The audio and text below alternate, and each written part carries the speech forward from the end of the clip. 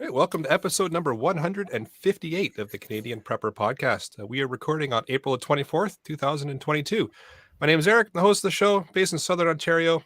Apparently, I'm a hugger, target shooter, ham radio operator, and computer geek. Started a small preparedness company to help people get better prepared for at least 72 hours, if not longer. And I'm Alan. I'm a safety trainer, first responder, security expert, master of disguise, and overall safety nerd. Not a hugger. Not a hugger. Yeah. Nice to see you back, Ian. And I'm Hughes from Nova Scotia. Oh, sorry. Hughes from Nova Scotia, Canadian Armed Forces veteran, firefighter, amateur rancher, recreational pilot, and prepper.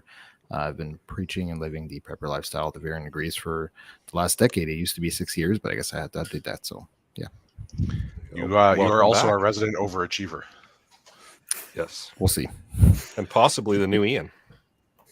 Conspiracy theories happen now.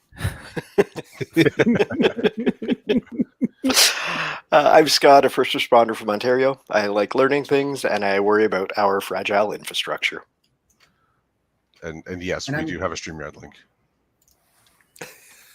And I'm Jeff. I'm based in Central Ontario. I'm a target shooter, ham radio operator, and general overall handyman. Hello, everybody. I'm Brad from Eastern Ontario. Consider myself a part-time amateur prepper who's constantly trying to better myself. All right. If you want to help support the show and keep the Canadian Prepper Podcast on the air, you can buy some swag. We've got the Canadian Prepper Podcast t-shirt and the tactical Velcro patch available at prepperpodcast.ca. All the proceeds help keep the lights on and the backup generator fueled. And if you're enjoying the show, please take a few minutes and like us on Facebook, submit a review on iTunes. Also, we want your feedback, good, bad, and even just topics you want us to cover. You can either email us at feedback@prepperpodcast.ca or join us on the Discord server, where we have an entire thread dedicated just to topics. All right. We've got some pricey content for you in this episode. We're going to start off with some recent news articles. Then we're going to update you on what we've done for our own preparedness since the last episode. Then we're going to get into the main topic, the next level in prepping gear. So let's move into the news, shall we? Thank you, Ian, for putting all these in your notes and then not showing up tonight. I didn't have to do any work and just had to delete your name from the notes. Well, Ian's here. A few things that a few things that not I put in here. Biden administration has finally acknowledged that there are food supply issues. Spain has begun food rationing. Awesome. And so a string of food plant damages. So this includes processing facilities and distribution centers. So this is, over the last 3 or 4 months, there have been, I want to say 14 major fires / explosions at food processing or distribution centers. And the conspiracy theorist in me thinks that this is targeted, but I've also haven't done any research at all into whether or not this is just a normal thing and we're just hyper fixated on food supply and logistics. So I don't know whether this is abnormal or this is something that is weird, that we should be paying more attention to it. So for me, kind of on the same topic, there's a local university here in Halifax, Dalhousie. They did a research showing that a report on the increase in food price. And they said that from 2021 to 2022, you're going to see an increase of $966 Canadian for a family of 4. That includes 2 teenagers, but with 3 young kids. That kind of falls in line with where I am now. And obviously we see the numbers for inflation, we see the percentages, but how much does that really add up in dollars? Well, it's basically almost $1,000, right? So that's gonna be hard for some people to swallow. So good piece of news, and it's actually tailored to the Canadian population here. So that's what I have for news there. And on the whole topic of food, the farmers can't really grow anything without fertilizer. And in their infinite wisdom, Union Pacific Railway in the United States says they're about to start, quote, metering their rail traffic. And the farmers and other distributors are saying that could potentially cut fertilizer deliveries by as much as 20%.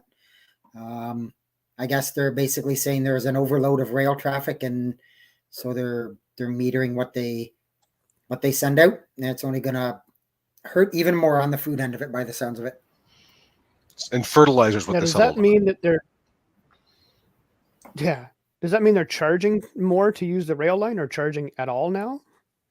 No, my understanding by they're saying metering is they're only giving a certain percentage of train traffic to different areas, like, moving vehicles and moving grains and fertilizers and fuel and all that, instead of, maybe one train having, 50% fuel and 20% something else. They're going to be cutting the numbers down and having the trains more diversified, but by doing that, they're cutting back on everything else. So Yeah, that's going to suck for a lot of farmers around here. yeah, It's going to suck for a lot of people everywhere.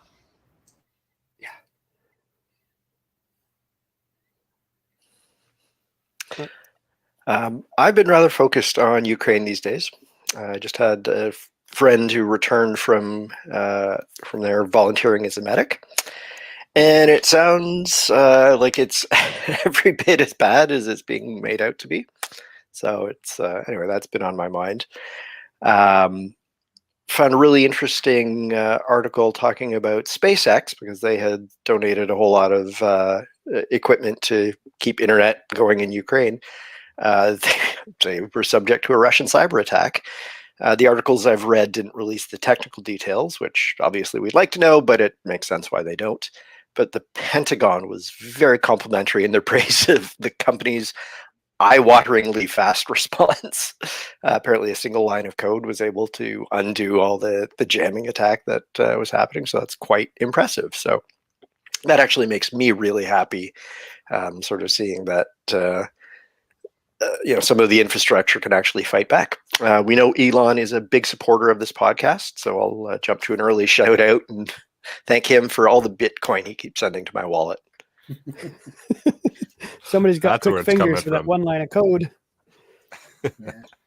And also, Russia had threatened SpaceX. They blamed them for the sinking of that Russian warship, saying that they were using their satellites to help out Ukraine to pinpoint where their troops were and where to shoot and everything. And they had threatened to take them down. So kind of interesting that they even tried it.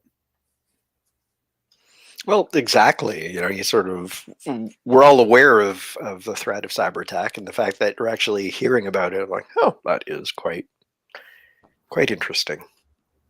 Well, if you remember as well, a few weeks or a few months before the Russian invasion of Ukraine, or special military operation, like they're calling it, the Russians actually used a weapon to knock a satellite out of space. So they were basically, I don't know if they were just testing it for themselves or trying to show their capability. But we know that they do have, and probably a lot of countries around the world, like China and US and whatnot, they have the capabilities of knocking these satellites out of space. So, there's always a possibility they could knock those satellites out of space as well, right? So. Well, and any of those systems tend to create a whole lot of orbital debris that just puts more risk on all the other satellites. And I mean, it's such a crowded, well, that's why, crowded area. Yeah, the space community was up in arms, not just because they did this test and they actually shot down a satellite, but by exploding it in space, it created all this debris that was basically threatening the International Space Station and a lot of the other satellites up there, right? So. Oh dear. Interesting stuff. Yep. But, I think we might have to do another episode on something like that. Good times, guys. Really good times. It's always so cheery talking with you guys. How about we lighten the mood a touch and move into what we've done lately for preps to make sure we're ready for, space invaders and such. Let's see. I rolled around in a room full of puppies. Rode a unicorn for a while. Here we go. Here come the rainbows and puppies. Yeah, exactly. And then you woke up. Yeah, and I woke up and I did some outdoor spring work. I bought a few duplicate tools. Just a couple of cheap bow saws because I'd sooner have a couple of cheapies that I can give to people in need or scavenge for parts or whatnot. And thinking about what's going on in the world, I continued playing with some Faraday boxes, and they're finicky, silly little things. So I'm still wrestling, trying to perfect my the big one I'm working on. I got some exterior house renos going on. Got some new siding going on in the next little bit, and 2 new windows went in here on Friday. Very happy about how they look. Sealing up the exterior of the house versus the cold and seasonal depending weather. Did a little bit of fuel rotation. I bought a new axe. It was on sale at Princess Auto. And I bought from Rapid Survival. I bought some more Berkey filters and a solar panel that I think, Eric, you were testing out, and I agreed to have that in my camper for the season. We're going to test that out before we go, probably next weekend. See how that works. Yeah, awesome. Yeah, the nice little foldable solar panels. So Yeah, sure, it'll do you well, I'm sure. Is that the same I one was that I quite have? impressed with it. Yep, it's the only one I sell, so I'm going to imagine. Oh, yeah, they're fantastic. I absolutely love every second of that when I'm camping. Sweet. Good. Charge all my gear and then charge the battery packs during the day so that I can keep my equipment charged at night. Because apparently when I go camping, I need to watch movies. I guess that's the thing. Yeah, that's a requirement, isn't it? Yeah. But I love it. Good. I just did a little bit of food prep. I've started growing some garden items inside. Once it finally warms up. I mean, it was 17 here today. Beautiful day. It's supposed to be +3 on Wednesday. So still waiting for the warmer weather to come. Like Scott, I did a little bit of work on my Faraday box. Seems like every time I really want to get on it, something else pops up. And I did a crap load of firewood today. I got a couple of trailer loads wood on yesterday, and I've got a few more loads coming on Tuesday. So for myself, earlier this year in February or so, I invested in a solar generator setup. So I've typically always relied on gas. Big fan of the Honda generators, but I invested in EcoFlow solar generator as well as some Renogy solar panels. So what I really love about this setup is that it's portable, it's discreet, it's renewable. And it's something we'll definitely be using as a family for off-grid adventures. We do have a travel trailer. We'll be able to use that, as well as we'll be clearing our new lot shortly, and then harvesting that wood and milling some wood for a cabin and whatnot. So more on that probably later this spring, summertime. Awesome. Sounds like fun. For myself, survived COVID or the flu or whatever the hell you want to call it. Call it what you want. It sucked and made her through. Got the new antenna up. So there's 277 feet of wire now running along my property, and it's working fantastic. That's awesome. So, yeah, it's a lot of antenna. It's but I just finished getting it all set up today, and as soon as I got her plugged in, came into the shack here and fired up the radio, and first contact I made was Finland. So I was pretty happy with that. Nice. I think it's working. excellent. So that was I wish cool. I knew how to say congratulations in Finnish. You can just say it in radio 73. There you go. And then some chimney work. So got our one chimney capped off because we redid our house a while ago with our layout and no longer have that fireplace. So it was a little drafty with that being open still. So that's all capped off. So we shouldn't be getting the drafts anymore. So that's good.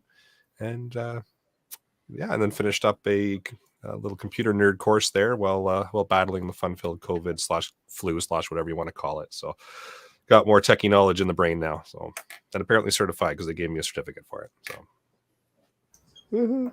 yeah. And I'm not going to go back any significant distance. I've been away for a few weeks, but a lot of working, a lot of family things. My latest thing for the homestead here is that I added a whole bunch of gym equipment. I got at a really good deal. So I've got more weight plates coming and a new bench and an elliptical machine, and it's all going to go in my fancy new garage. Very nice. Yeah. Speaking of weight plates, does anybody know where I can get plates for a vest? For vests? Everybody around here seems to be out of them. Like just a training vest. You need the Oh, vest? just lead weights? Yeah. Just go to a tire shop, and they can give you the lead weights that they take off tires. And I mean, if you want to, you can smelt them into whatever shape you want, or just tie them together with some duct tape, and they'll give you some quick, cheap weights. There you go. Or use sand. Or use sand. Well, There you I go. had thought of the sand thing, but I was looking more for the like the rucking vests that the other CPP uses to do their Oh. ruck challenges and whatnot. Those kinds of plates. I have the vest, but everybody around seems to be out of plates. Wonder if Andrew from the other CPP would know. Yeah, I was going to say Well, I Andrew thought Gavin about would probably asking have him a for that. Yeah, maybe we'll reach out to him and see if he's got something for you. But with that, maybe we'll move into the main topic. We're touching on preps in the $100 to $5,000 range, and what we would want / need / purchase if we had the funds. So we will start out with Hughes. Yeah, so I would. I mean, obviously, this range of $100 to $5,000 is pretty broad. is. But I would say start by determining your budget. If you can start off with a lump sum, and if you're just starting the prepping, if you can start with a lump sum, great. And then if you can put some money aside every paycheck or use some of that money towards your prepping, it's a good way to go about it. Living by checklists to determine your prepping wants and needs and all that. But I would say I'm going to go back to what I purchased earlier this year, which was a solar generator. I mean, having the ability to power anything, right? So whether it be medical devices, electronics, flashlights, all that stuff, obviously very essential in a situation where you're off grid or a situation where you're out of power. And the one drawback that I always had with the gas generators, obviously, is if you run out of gas, the generator's no good at that point, right? Yep. And really, these solar generators have really come a long way in the last few years, especially in the last year. There's a lot of good brands out there, like Jackery, Blue Yeti, EcoFlow. There's a few other nice brands out there, but I mean, this is really something that you can get for a few $100, or you can spend way more than $5,000 on, right? So determining, go down the rabbit hole. Yeah. Yep. So really determining, and I mean, you can make your own at home. I mean, you can get some panels, you can use some 12-volt batteries. You can go to a junkyard and find, newer cars that have been in accidents and just buy the batteries off them for like $20 or $30, right? And you can make a pretty decent setup and for something that would fit your needs. And the great thing about obviously the solar stuff is that it's renewable, so you don't need to rely on fuel. The other thing too is that it's quiet. So obviously, if you're going to be running it, you don't want to draw attention to yourself. I don't care how quiet a generator is, even if it's a really quiet Honda. If nobody else around you is running a generator, that could really draw attention to yourself, right? And then lastly, having something that's portable. So if you need to buck out, being able to take that solar setup with you is great. I mean, it's nice to have something that's tied to your house, but that's going to be a whole home solution that you're not going to be able to move easily. So a setup like this obviously is more for camping, for a travel trailer, or if your house is out of power. So again, I would probably, one of the first things I would do is, obviously once take a look at food first and water and all that kind of stuff. But if you're going to make one big purchase, this would probably be one of the first ones. Would be a solar generator, and then get 2 or 3 solar panels to be able to recharge the battery throughout the day. And some of the ones like the one I got from EcoFlow actually do pass through charging as well. So you can charge the solar generator with the solar panels as well as draw power from it at the same time. So not all of them do that, but that's a great option to have as well. So. Yeah, the technology in solar has really come like an incredibly long way, even the last couple of years, as far as portability goes. It's definitely something that's high up on my list as well, because it's like you said, you can pick it up, you can move it, you need power no matter where you're going. It's not strapped down to your house, so it can come with you, and you can use it in everyday activities too. It doesn't have to be just tucked away waiting for the whole shit at the fan scenario. You can use it on the family trips. You can use it in the backyard if you need to power something. You can move it around and use it for all kinds of things, which brings us back to what we always say: practice using your gear, because you know how to use it in a bad situation, right? So Yeah, and the big thing too is we've gone from the lead acid batteries to the lithium, right? So and that's come a long way as well. So obviously, lithium is more expensive, but I mean it's lighter. The charge capacity, right? I don't know what the word is, but the amount of power you can put in the same amount of space is much greater. So I think that's really what makes these solar generators something worthwhile now, because this is not something we really could do with 12-volt, lead acid batteries, right? So and these are running pure sine wave, which is a pretty big deal when you're looking at running medical equipment. So I mean, if you're somebody or somebody in your family that needs a CPAP machine, this is something that you really need to look into as far as prepping, right? So, yep, that's wild. And The weight difference in lithium batteries versus the lead acid. I just got a couple of the lithium batteries for my ham gear, and when they showed up, like the box has to be empty. Like there's no way that there's a battery in here.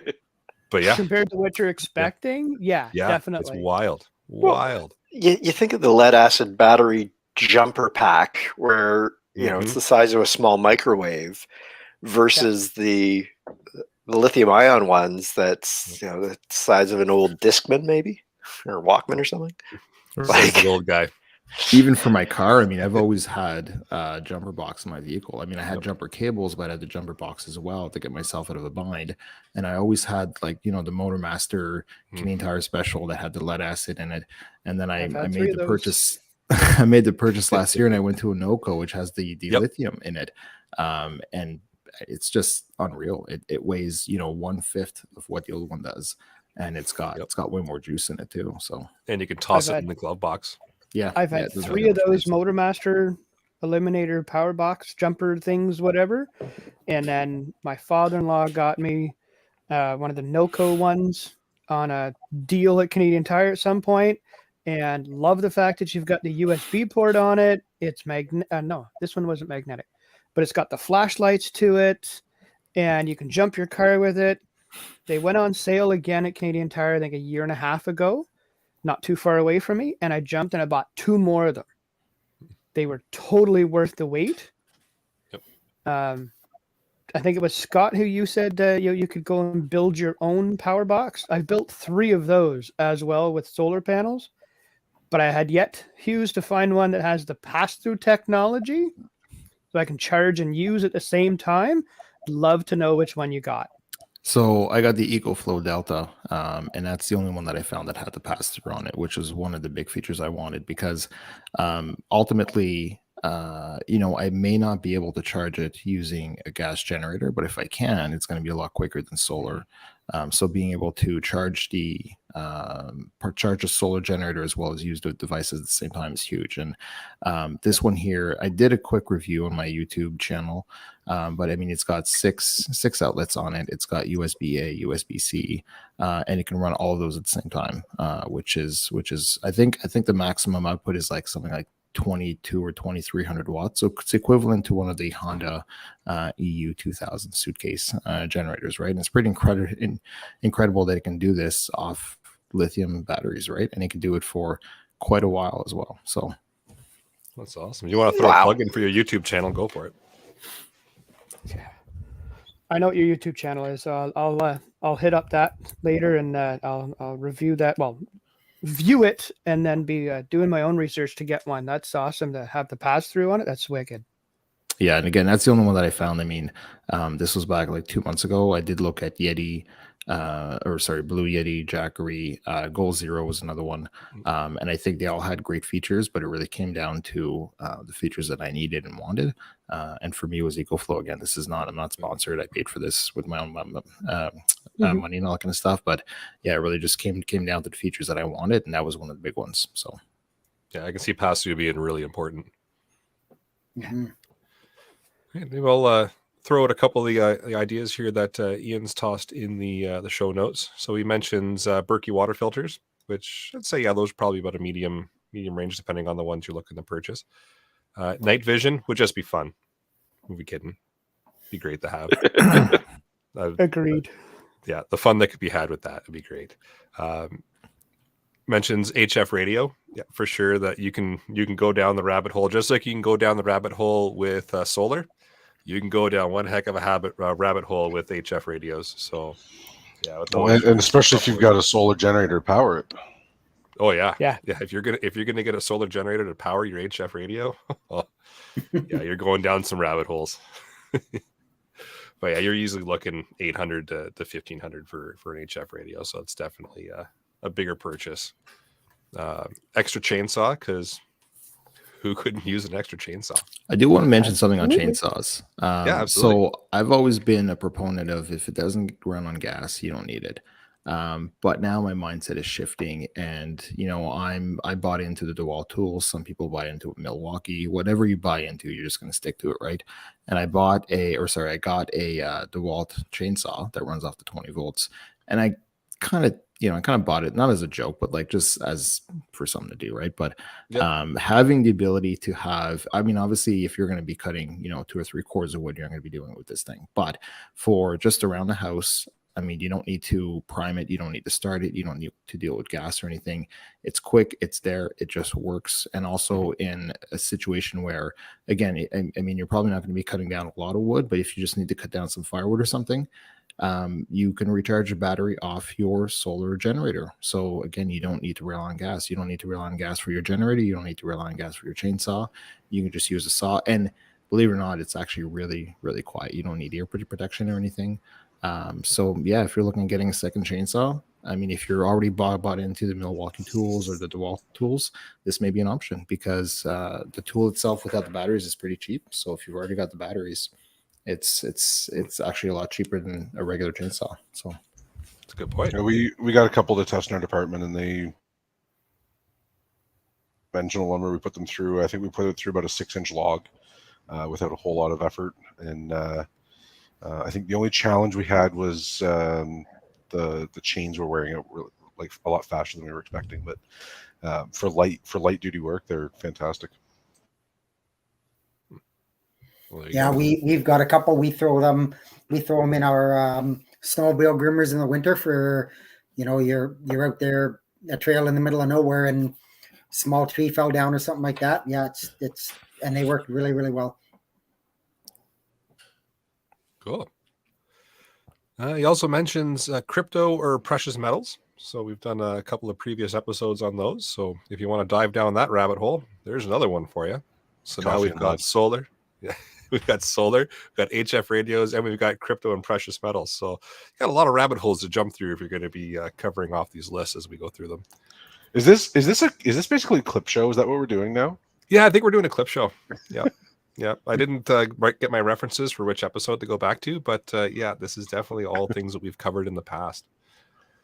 Mentions bulk food, always something good as a prepper to spend some money on. So yeah, if you got some extra cash or you're saving up, bulk food for sure, something good to store away. Then it gets boring with like mortgage lump sums and RESPs, and yeah, get your pencil out and sharpen them. And, why? Yeah, okay, they're important things too, of course. But yeah, that's a list from Ian. So I mean, some good rabbit holes. I went in Yeah. pretty generic here, like assuming top end, right? 5K buys you a lot of long-term food and fuel to rotate, although apparently not as much as it used to. Yeah. 5K Not even puts a down payment on some vacant property in the remote wilderness, gives you somewhere to go if Yep. you really need it. Mhm. And 5K will also put a fair bit of money into training for whatever's missing. Ooh, that's a So good you point. can go like I like that. you can do 2/3 of paramedic school with 5K. Huh. So there's Really? a lot of there are a lot of options there, and I would say, I mean, training is one of those things where it's always an investment. It will always work out well for you in the end, and it's something that can't be taken away. You can also buy a lot of power tools for $5,000, like a lot. Quite a few batteries for that chainsaw. Yeah, and a lot of batteries and a lot of chains. Yeah, Or some training on how to use the tools. some training on how to use those tools. Oh. Absolutely. So I would start by taking a look at what, not necessarily what things am I missing, but what skills am I missing, and see how far you can get with that sum of cash. Well, it's really interesting how this topic started as medium-sized purchases. So just thinking like capital investment, that one-time thing. But looking at how everyone has spun it off differently, being training, being sort of bulk purchases so that you have, a side of beef in your freezer and you're rotating through, but all of a sudden you have a bigger pool that you're rotating through. So it's just interesting how everyone's kind of taken it and spun it in sort of very different directions with the same initial idea. I like that. And see, the training one is one I never really thought about, but thinking back when I started shooting Black Badge, or I said, one of the trainers said, I would rather see you buy a $500 Glock and invest $1,500 in training than buying a $2,000 SDI and $0 in training. That $1,500 in training is going to buy you, I mean, with him, at least at a time, is $100 a night. So 15 sessions with somebody who's top ranked in Canada. And it's really going to go a very, very long way. And I remember going in there with, a SIG was around $1,000. I invested in some training. I thought it was a good shot, and I wasn't. I just wasn't at all. So, and that training went a long way to make that $1,000 handgun seem like a much, much better handgun. So that training piece is awesome. Thanks for mentioning that. Yeah, I think that's a really, really good point. Nobody ever really thinks about that, but whatever said, tool Alan, you something have, if you you can't don't know how take to away. use it. Yeah. And that applies to just about everything. I mean, I so in my day job, I recently had a piece of equipment leak hydraulic fluid all over the place, and we have spill kits throughout the building so that people can clean up after themselves, and a very well paid journeyman level tradesman who is, this particular person was actually a foreman, took the absorbent socks that come in those kits and ripped them apart to get at the material inside to sprinkle over the spill in the hopes of absorbing the material. So just because you're really good at one thing doesn't mean you're really good at something that is useful in an emergency. So that was a great moment. That was a great moment. I was proud of myself there, proud of my team. But it goes to show that there is there's no such thing as common sense. When emergencies happen, figuring it out isn't the right time isn't necessarily the right solution, and that's my story, and that's why I put training in there. And I think too that, we always mention that practice makes perfect, but sometimes learning a new skill involves actually having to study to learn it from either a teacher or, watching YouTube videos. And some examples are shooting. I mean, you can practice as much as you want, but you can probably learn a lot from somebody who's really great at it. Another thing is skill like welding. I mean, you can give me a welder and I can try my best for days and days and days and not be able to do what I can after one day's training with an actual journeyman certified welder, right? So, excellent example. Yep. Eric, can we put this comment about the batteries from Denny up on the screen here for a second? Which one is it here? The third from the bottom. I've got Ryobi and they're pretty darn good. Yeah. So Yep. I'm going to shame both of you on this. I mean, Why? Ryobi has a lot of tools, but not one of them lasts any length of time. Every person I've ever seen that has Ryobi tools, they regret it instantly. I've had my original set for over 6 years. It's still going strong. Yeah, I've had mine about 7 or 8, and I beat the crud out of it, and it's still going. You guys, those are the two exceptions. I've seen way more of them get destroyed in days or weeks rather than. I mean, if you're using them at a commercial level, yeah, I'd say so. But like as a prosumer, kind of, I've been through a couple of generations of batteries, but I know why mine and agree with Brad's have survived. We took the training. There you go. I definitely agree with you, Alan, that if you were on a commercial site, oh yeah, I'd leave my Ryobi home every day and I'd go and get Milwaukee or what's the other one there? Makita? Dewalt. Or even Makita. Dewalt. But for what I do at home with it, I take care of my stuff as best as I can. I just recently purchased a new grinder and a grease gun and a new reciprocating saw. 4 new 4-amp batteries, and I love my Ryobi because it's one battery for every single tool. I've actually been thinking about buying what Hughes did there, going and buying a battery operated chainsaw to have in my trailer for whatever is needed, and I'm totally going to go and get a Ryobi one.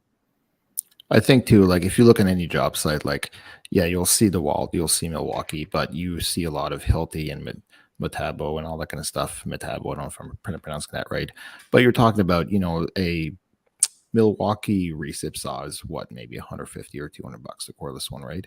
The Metabo one's going to be almost $800 or $900, right? So that's when you're getting to commercial industrial grade tools. I don't really think you can buy bad tools. I think even some of the Mastercraft and Craftsman, I think, are okay for home gamers, right? But it really comes down to how you treat your tools as well, I think. One thing I did hear a lot of good things about is the Rigid battery warranty. So Rigid is I believe is the house brand of Home Depot, and they have a lifetime warranty on their batteries. So my DeWalt batteries that I have, I've got some of the 20 volt, I've got some of the 60 volt. I think the warranty on them is only a year. So once they go, that's it. I've got to buy a new one. And for a lot of my tools, the batteries are more expensive than the tools themselves. But if you have Rigid, if a battery dies in 12 years, you bring it into Home Depot to give you a brand new one. So if that's a concern, that's something you'd look at. I don't know the quality of your tools, but I have all Rigid tools now. I sold all my Milwaukees because I'm not on a construction site every day, and Rigid is every bit as good as my 10-year-old Milwaukee. there you go. Yeah. And I'm mostly teasing Denny. I just like making fun of Ryobi.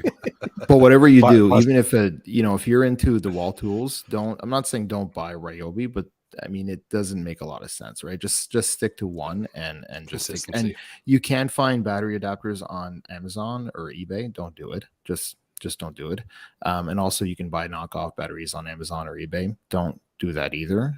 They've proven that they catch fire and they just don't have the quality control that the OEMs do, right? So just buy a couple of good batteries, and then you can buy the bare tools after that. So yeah, I tend to buy the kits when they're on sale because they always come with a couple of batteries and a new charger, and you can never have too many of either, and it works well. Can't. But no, I was, like I said, I was mostly teasing. But it's if you're gonna spend some money on it, I would start at Rigid and go up. Yep. But that's just my opinion, of course. Everyone else's mileage may vary. We're just starting all kinds of rabbit holes tonight. Scott, you had some stuff. That's how we're going to fill an hour out of this. Yeah, that's fine. That's fine. It's totally all right. So I was going to say, where budget allows, like Hughes, have a budget. Know what you want to get, have the money to get it. From my end of it, my number one priority thing is water. So I'm looking at, I either want to rewire my well pump so that I can hook the generator into it, or at least, if nothing else, get a hand pump on the well. Of course, you have to be careful about that. They're being outside in the winter. They could freeze. You've got to make sure you get one that's freeze protected, and they can be fairly expensive. But I've got a spare water pump, and it's got a plug on it. So I want to be able to have a plug on my other one. I was without power last week for 9 hours, and I mean, it wasn't a big deal. I certainly wasn't running out of water or anything like that, but it really got me thinking, yeah, I've got water, but it would really be nice to be able to pressurize it and, for things like the toilet and that kind of stuff. And so, obviously the next big rabbit hole is ham radio stuff. I want to get a rig for the truck. That's the first thing. And then we'll go from there. Me and Eric went down to Barrie today to a little ham fest sort of thing they had going on down there. I'm not going to say there was a lot of great stuff. There was lots of stuff there. Yep. I think it was more junk that people wanted to get rid of. They didn't want anymore for the vast part of it. Some of it was really good. It was interesting to see what they had. I wasn't really going looking to buy anything, just kind of see what they had. Yeah, it was a big I trunk want to get sale myself kind a of pressure idea. canner. Sorry, Eric. It was a big trunk sale kind of idea. So just whoever wants to come and sell stuff out of the back of their trunk, come and park in the Legion and sell what you got. But yeah, it was kind of neat. That was all right. I want to get a pressure canner. That's on my list. and of course all the related stuff, so jars and lids and whatever.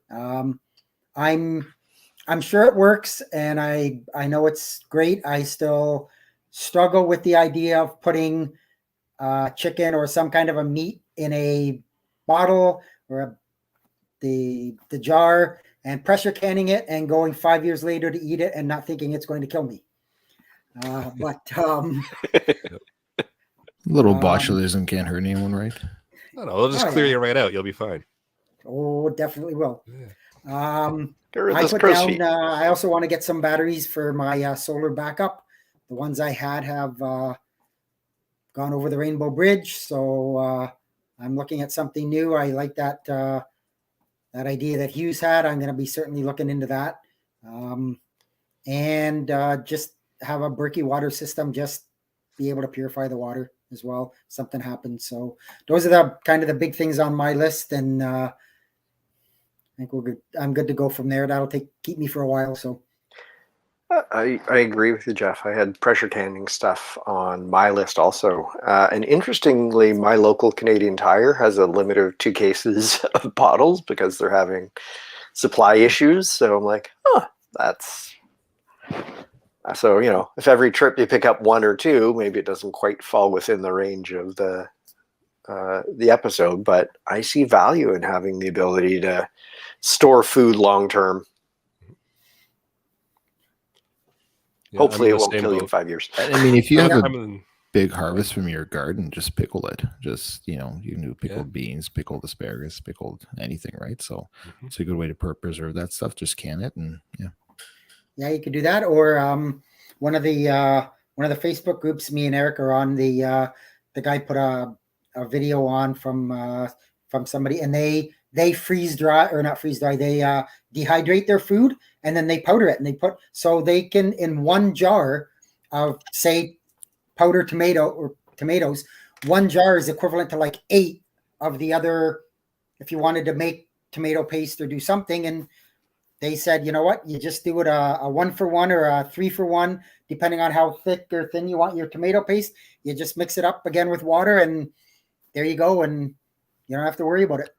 that's a really good idea too. I no judgment, but I follow this group of hikers on TikTok, and it's a couple, and they basically do these very long trips. Like they basically hike it from Mexico to Canada, and now they're doing like a California at the East Coast thing, and they put a lot of work ahead of time in dehydrating their foods in order to basically just reheat them with hot water on the trail. So the ideas that they have are just incredible as to what you can actually dehydrate, and the amount of weight that they reduce by removing all the water from those meals, and they can carry on their backs almost 2 months worth of food just by dehydrating it. It's unreal. So yeah.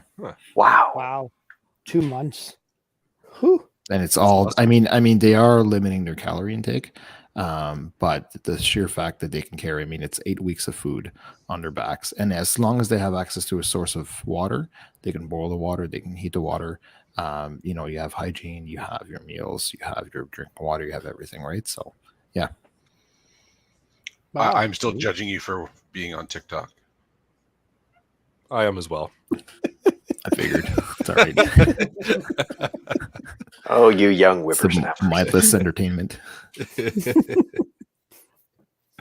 going to have to figure out a way how to stream the show to TikTok now. I'm In pretty 30 sure you can seconds figure snippets. that out. Yeah. 30 seconds at a time. Yep. Yep, you got it. I love when the Canadian Tire Flyer comes. I love seeing what's on sale there. Princess Auto, just to slowly build up my prepper stock. Sort of when I can wander in on a Tuesday and buy something before it's wildly popular and in crazy demand after whatever big thing has created a lousy environment for shopping. So, we've talked about power, be it generators, solar panels, power inverters, or a wind turbine was something that I'd sort of mused about. And I already have it, but I think a Generlink generator hookup was actually a fantastic investment, so that I can power my entire electrical box and just choose what I want to power by flipping circuit breakers rather than sort of running extension cords through the house or having to rewire it and be limited to which circuits I can use. So one thing that I also chose for this list was a bunch of chicken wire. In the event that sort of my garden is incredibly important to providing calories to my family, I want to provide it to my family and not the local wildlife. So investing in some chicken wire now, I think, makes a whole lot of sense. You know, sort of having some frozen seeds, some sort of the ability to expand that garden if we're in a pinch. Chicken wire and T-bar posts. Yeah, well, exactly. Freeze-dried food, I know no one really likes, but with that crazy long shelf life, it's that safety buffer so that, you know, if things go horribly awry and it's not a growing season, or, you know, if it's a situation where you have to hunker down and you don't have an option of going out and gardening and that kind of thing, sort of having that just as a safety buffer to me makes a whole lot of sense. I love my Gravity Works water filter. I think sort of having an extra one of those is a fantastic idea. If I have to be drinking surface water, at least I'll know it's safe to drink. And if I need a spare well pump to make sure my well is running, it's probably a couple of $100 well invested. Sorry, no pun intended. And one of the things that was sort of the initial idea for this topic was an extra wood stove. Depending on how your house is set up, what your arrangement is, you know, whether installing a wood stove after the fact, because there's no more electricity, there's no more natural gas service, but you got, you know, presumably you have access to firewood.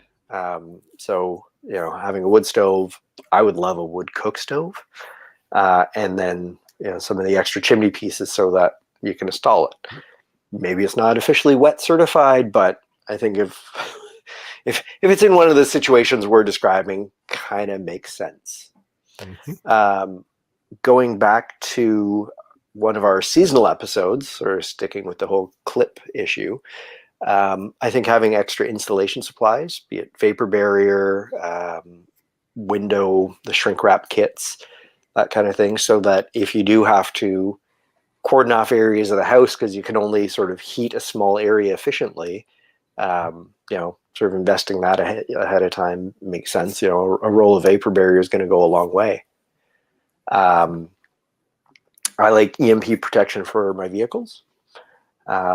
Who knows how well or poorly it's going to work, but if you look at it as a little bit of investment in sort of an insurance policy, to me it kind of makes sense. You know, it's not a huge investment. I would love a 1960s or 70s pickup truck that's carbureted, you know, can run on any fuel.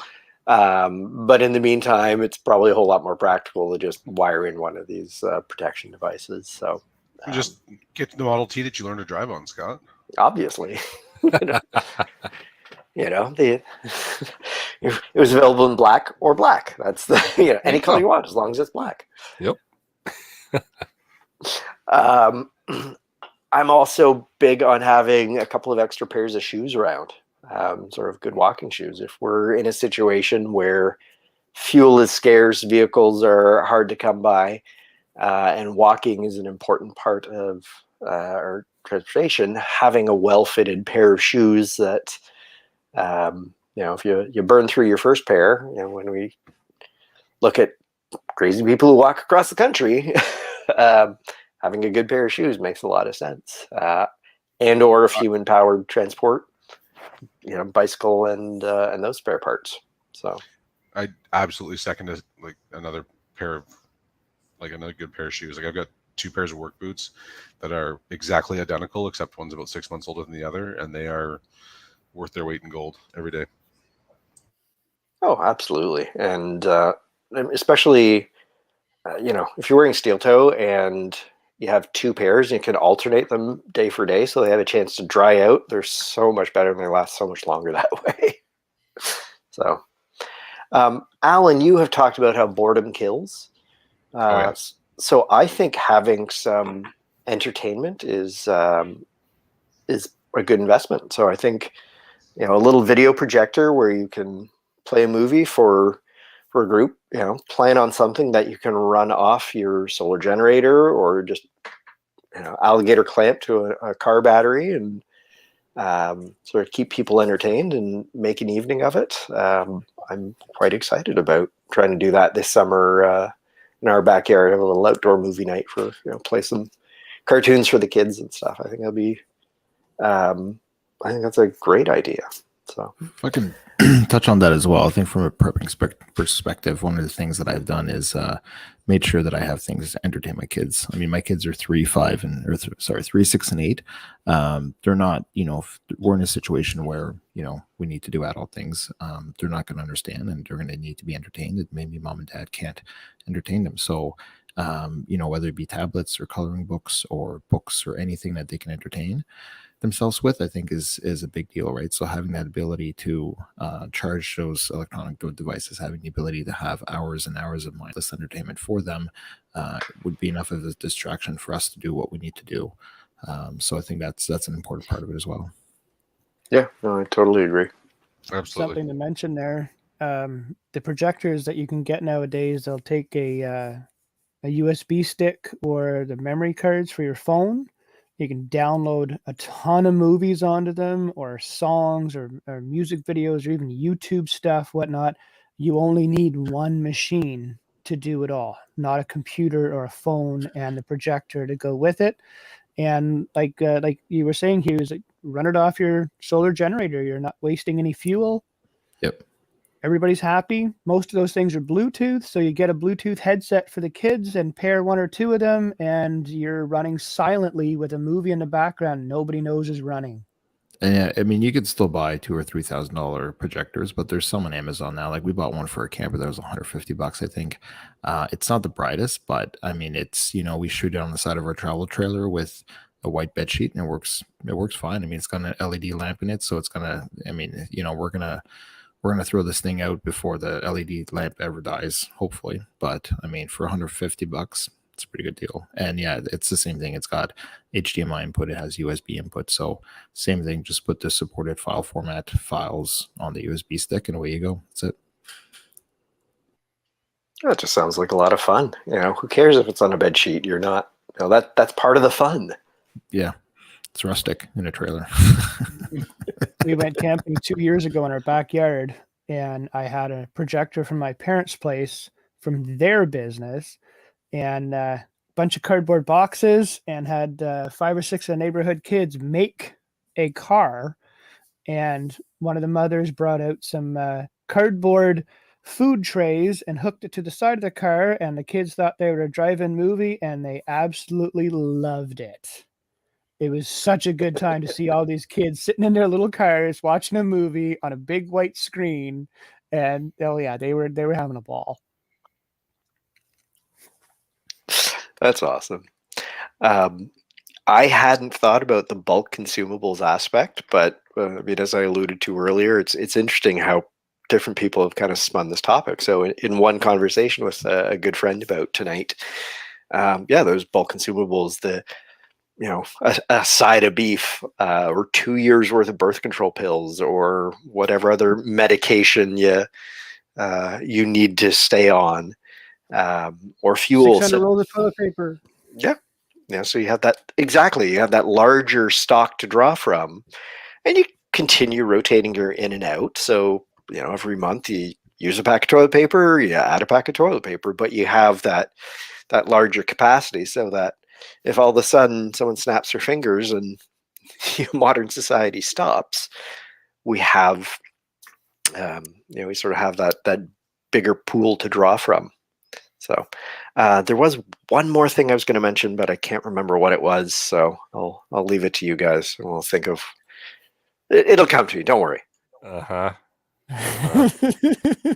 Nobody believes you, Scott. No.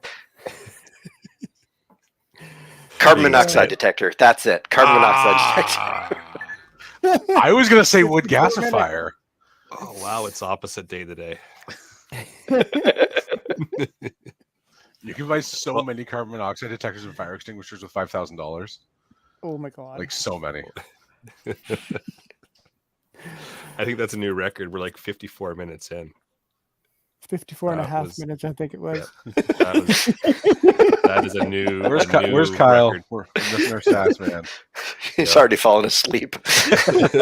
Yeah, he left a while ago. He's like, "Yeah, it ain't happening tonight. I'm going home." So when this topic was put out there, I don't think the show notes were really out yet. And I started thinking of under about $700 or so. And then somebody added it into the show notes, $100 to $5,000. And I was like, well, I've already got some stuff down, so I'm just going to keep it. But I put down if a budget, again, would allow it, a Berkey water filter system, because those things are awesome and I can't wait to set mine up, which I haven't yet. A water bob for extra storage of water so that you can filter it through your Berkey. Find some pallets, old pallets. Everybody's got them.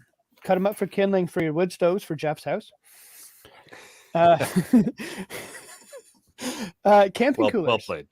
Yeah, camping coolers, right? Because your power is going to run out at some point. So get some camping coolers and some bags of ice and throw everything you can from your fridge into it to make it last a little longer. Something that my parents just found out when they moved from their farm to a town. They had only recently got a water softener in, and a lot of people forget the salt. Huh? Yep. My water softener here is it's a year and a half old, and over the course of 1 year, I ran through 14 bags of salt. So in the basement now, I have 7 bags of extra salt, and I make sure I have 3 regular bags on hand. So I run through those, no problem. If something happens, I still have 7 bags. And if something else happens and I don't make it to the store, family emergency comes up in the middle of the day and I've got to run somewhere else instead of go get groceries, I have the salt at home. And you can use that stuff for lots of different stuff. You can use it for traction. You can use it to melt the ice on your driveway or on the road, get things unfrozen. It's salt. Use it as salt. I do like, Jeff, your comment there, the extra or spare sump pump. Managed to pick myself up one of those. Quality extension cords. I know, Eric, you and Scott have both said about the Generac system on your home. I think, Eric, you have a standby. Yep. I have the Reliance system. I have the Reliance it's through the wall system. Hook your generator up outside, plug 6 cords on inside. But that's what I've got. I've had it for a couple of years and it works great. Yeah, that's high on my list. There, I have yet to put mine in, but I knew I was doing the outside renovations this year, so I decided to wait until they're done and then install it. But I've seen other people with them, and they agree with the purchase as well. That's a really good thing to have. So I'm itching to get everything done so I can install it and test it, make sure it works. But medium-sized preps, buy good quality extension cords, something that's not going to get really hot running from one end of the house to the other to run a sump pump. Yep, it's a good point. And the beauty with those, they call them a through the wall kit, is basically you're not propping your door open and running 3 or 4 extension cords through a propped open door at the middle of the night when it's minus 30. You just, I mean, it's you plug the cord into the power box on the outside and plug all your cords on the inside, and you're nice and toasty warm. And if you put it through the wall at a good spot, inconspicuous spot, when you leave or if you sell your house, you can take it with you. Put it on your next house. Good point. Extra shingles or tarps for your roof, should something happen. Plywood for the doors and windows, again, should something happen. Brilliant. I agree with you, Scott, to get the $5K on that. The window kits. Without any effort. What's that? You can spend $5K on plywood without any effort. Oh, hell yeah. I did a delivery the other day, 15 sheets of plywood, 1/2 inch, good both sides, was $110 each. That's painful. Those were $35 2 years ago. $35 Yeah. a That piece. hurts. Yeah, I know. I've done lots of lumber deliveries, and I've seen the lumber prices go up like crazy, and I'm just in the middle of renovations. But driveway salt or more water softener salt. I did put in here, just about everybody else put it in here, a set of handheld radios, hams or otherwise, just for communication with down the road, around the corner, as far as you can get with it. Fuel cans, jerry cans. You can buy 2 for under $30 at Costco, and they're 20-liter. I want to say Reliance ones, but I'm not sure. I think it's Scepter. Scepter, that's the ones. Yes. That's the ones. I've got 6 of them in my shed right now. They're great. Canning supplies and/or equipment. Cans of sterno gel. The small gel that goes under the sterno pots on a buffet table. Canned heat, some people refer to them as. But get gel. Even if the can opens, it's not going to spill everywhere and contaminate everything. And you can scoop them out and lay them, like spread a layer on a wet log and light it. It'll eventually start burning the log. Or a small scale hydroponic system. Start growing some stuff inside, like Jeff's done. Yeah, that's a good point. That's what I had. Awesome. Cool. I like it. Anybody got anything else to add to the list? All right. Silence from the panel. Let's move into the podcast challenge, shall we? So, podcast challenge for this week. Don't waste your cash on stuff like RRSPs, education, or paying the mortgage. Come on. Who does that? Just buy guns. You don't need that. That's Ian talking. But yeah, seriously, go out, make a list, and start putting together some medium-sized purchases that you think could be useful for your preparedness and what fits in with what it is that you're preparing for. Lots of guns and ammo. And if you're Ian, lots of guns and ammo. I hear CGN's a good place to do that. Yes, I do hear CGN. Yeah. CGN. Did it work? Is he here? No. Well. You have to say it 3 times in your mirror with the lights off. All right, let's move into upcoming events, shall we? You want to run with Maple Seed? Yeah, Maple Seed events are coming up. They pop up everywhere across the country. It is a great way to go out and learn the fundamentals of shooting. And if you would like to go learn about that, mapleseedrifleman.com/events. Find one near you. Awesome. Also coming up. I don't even know what that is, so maybe somebody else can run with it. I was honestly going to skip over it because I don't know what it is either. All right. So somebody put a thing in here, and we don't know what it is, so March? it'll be in the show notes. Ruzel March? Okay. Go for it. The That's Ruzel other March CPP's, is the Finnish thing, isn't it? Yeah, it's a rucking march, or like a rucking challenge march. I did some of it last year with Pierre from the other CPP. They have a 4-day march I guess it's in May this year. I don't know if it's every year that time. 10 to 40 kilometers every day if you like for 4 days. See how far you can get. Yeah, I did 10 kilometers with Pierre last year. That was our first year doing it. It wasn't that bad. Weighted if you want. You can sign up at Ruzel 4-day March. I'm assuming that's the link there in the show notes. Yep. I think it was the Finns who started it, the Finnish army who started it, or the reserve army who started it. And now it went worldwide. And last year, I think it was the Canadian Patriot Podcast placed 2nd overall internationally for their group march. Nice. That's awesome. Yeah.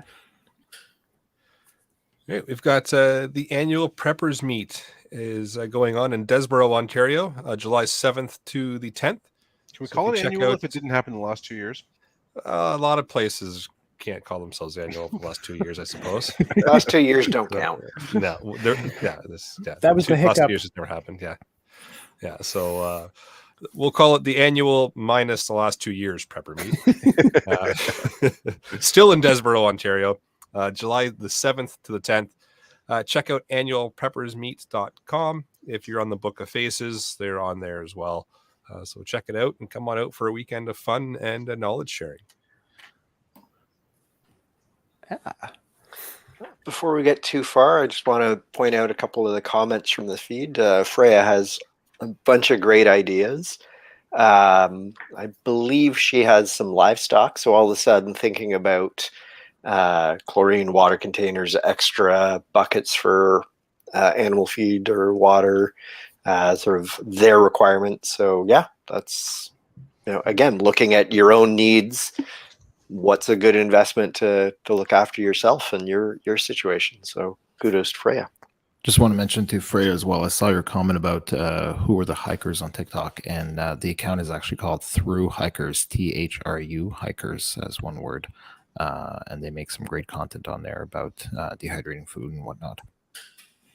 Still not judging about TikTok, by the way. I am. Yeah, and the one that I Have you Freya, the downloaded one the that- app yet, Eric? Or are you using it yet? No.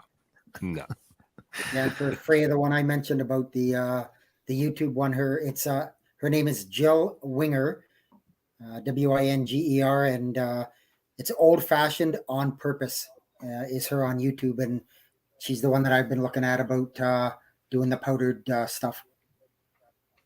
No TikTok for you, Jeff? Nope, no TikTok. Not yet. What's TikTok? Free TikTok? makes a Totally good goes. point there.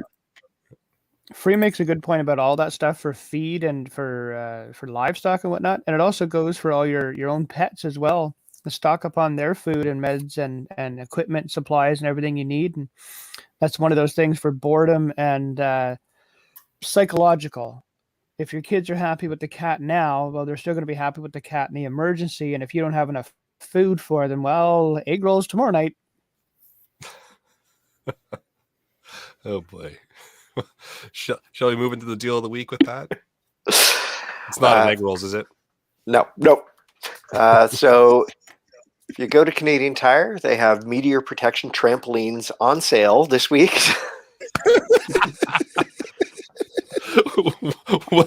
I was trying to understand how Well a done. trampoline fits in a prepper, but yeah. All right. It's to protect you from the falling space debris. Yes, Exactly. we learned this a few episodes ago. Incidentally, further in the flyer, they also have a 100-watt solar panel with a stand and charge controller. That's about $100 off.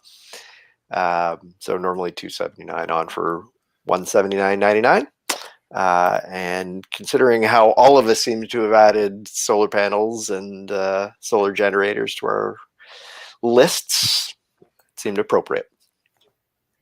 I like it. You can power your Absolutely. things while bouncing the meteors away. Safety first. Safety first. Very important. Don't forget to wear your helmet. All right. Shout outs. Anybody? All right. Well, we'll move into Okay. email and iTunes reviews then. So we've got an email here from Aaron, and it says, hello, we love your podcast and learn a ton. Thanks for the laughs as well along the way. Sure, she's probably referencing the whole meteor trampoline thing. So inspired by you, we just passed our basic with honors ham exam and are now looking forward to some handhelds. So congratulations. Hey. Awesome. Congratulations. Well I know done. where you can get some. Good job. Yeah, might know a person. RapidSurvival.com. There you go. We're curious if you have heard of these for EMP proofing a car. Seems super easy. That's and there's a link to empshield.com. Thanks for any insight you may have, and it's signed off Aaron. So myself, I've not heard of them, but anything's better than nothing, I would suppose. Anybody else heard of them? I've heard of them. I mean, at the end of the day, the honest truth is, you never know if something's going to work until the EMP thing happens. So, I don't know. We'd have to see. I mean, like you it say, says military something's better certified. than nothing, but who knows?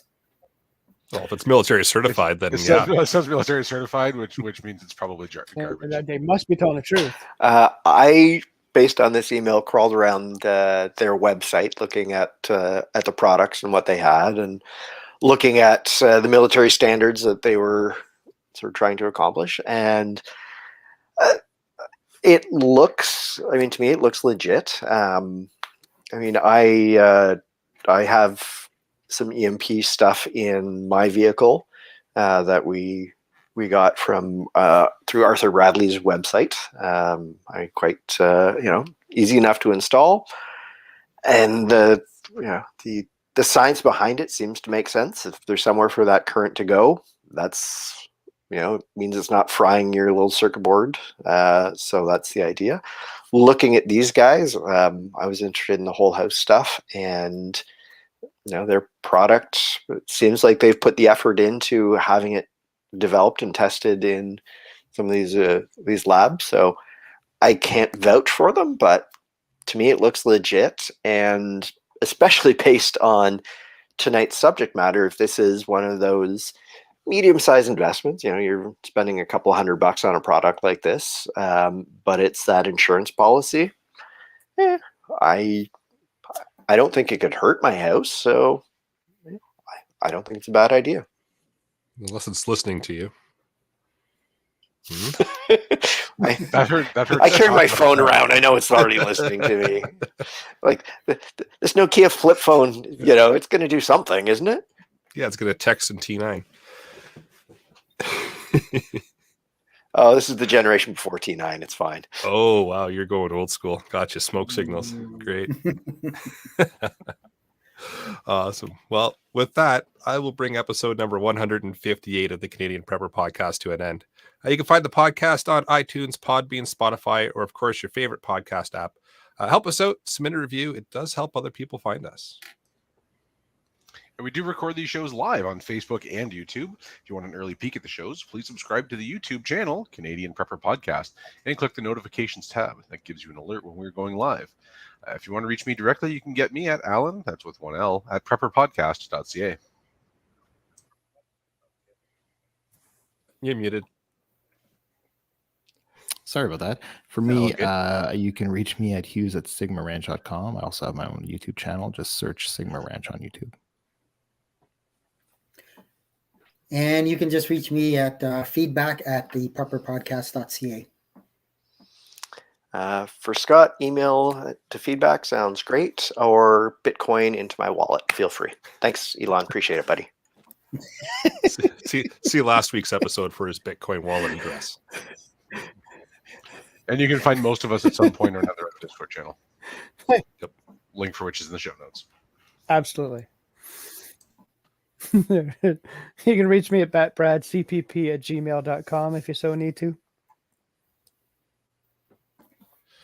All right. And please check out Rapid Survival, rapidsurvival.com. You can get me there on the live chat. You can also email me at feedback@prepperpodcast.ca. Thanks for joining us this evening. And until next time, be prepared, stay safe, And keep learning.